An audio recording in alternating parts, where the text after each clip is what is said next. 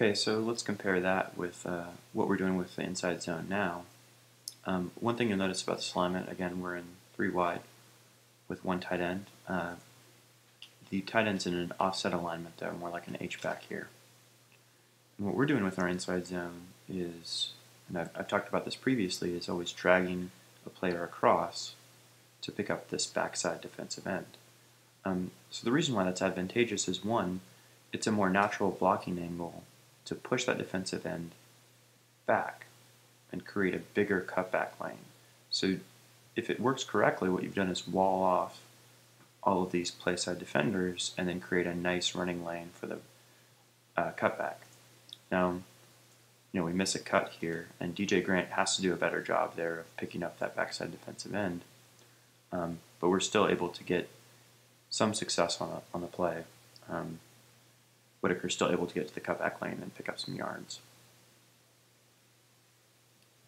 And if we look at another version, again, we'll see Grant coming down the line.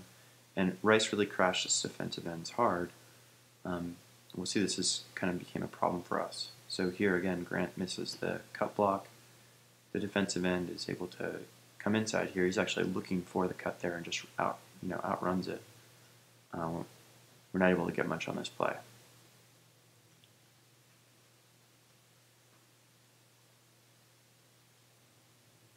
Okay, so what's some things that you can do when that defensive end's crashing hard? Well, one thing is you can change your alignment on the blocker that you want to pick them up. So here we're aligning a fullback instead of having the tight end come across to pick him up. And then you can also constrain it by running something like a jet sweep, where you're introducing some doubt to that defensive end. So you can see here, Berryhill does a good job of pushing that defensive end inside, creating a wall, and that again creates the cutback lane for Whitaker.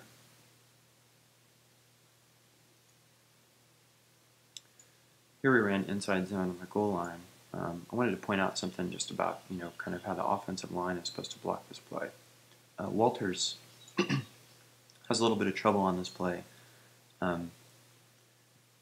He gets good initial positioning, but then he's trying so hard to drive this block that the defensive tackle is able to shift him off and he just falls to the ground. That actually clogs up this play, causes some problems for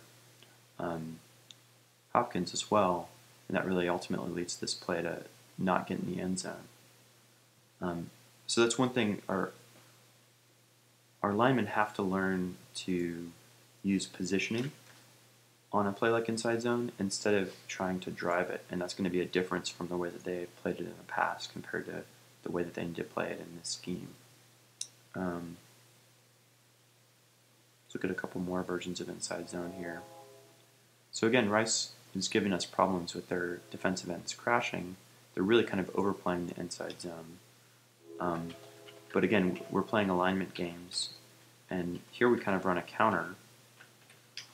We get initial action this way, and then our fullback, Berryhill, again, is going to come down the line and pick up this defensive end.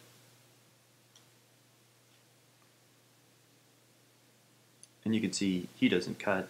He does a good job of just taking that block on and winning that battle. But this play doesn't succeed, and that's partly from what happened with Trey Allen. If we just back up here a little bit, you'll see that the linebacker was able to sneak inside of Allen back here. So what happened is he's playing this hard and then comes back through the little hole created between Allen and Snow. And that's supposed to never happen on inside zone. Allen's got to do a good job of taking away this area first and then working up to the linebacker. Instead, he's trying to get out here, and he creates a crease that the linebacker is able to exploit and get penetration. So that's the biggest killer to inside zone, is if you get a defender coming free and able to penetrate, then you're going to be able to kill the play before it has a chance to get going. Johnson does a good job of shaking that off and still getting the first down, so you got to give him a lot of credit there. You see Berryhill still head-hunting at the end of this play. And you see, this defensive ends and linebackers are giving us trouble, by overplaying the inside zone and crashing so hard.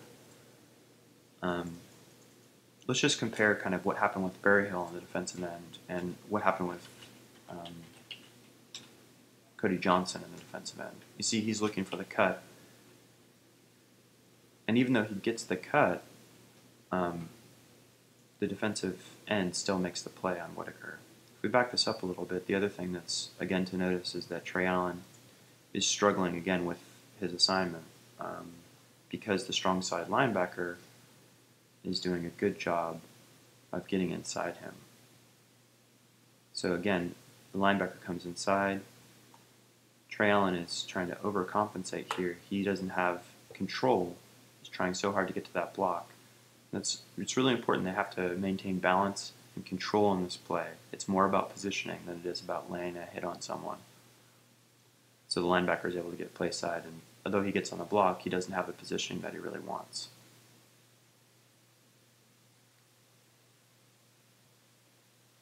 So a couple more versions here. What do you do when that defensive end is crashing so hard and you've got a linebacker who's creeping in too, and they're really causing problems for your inside zone?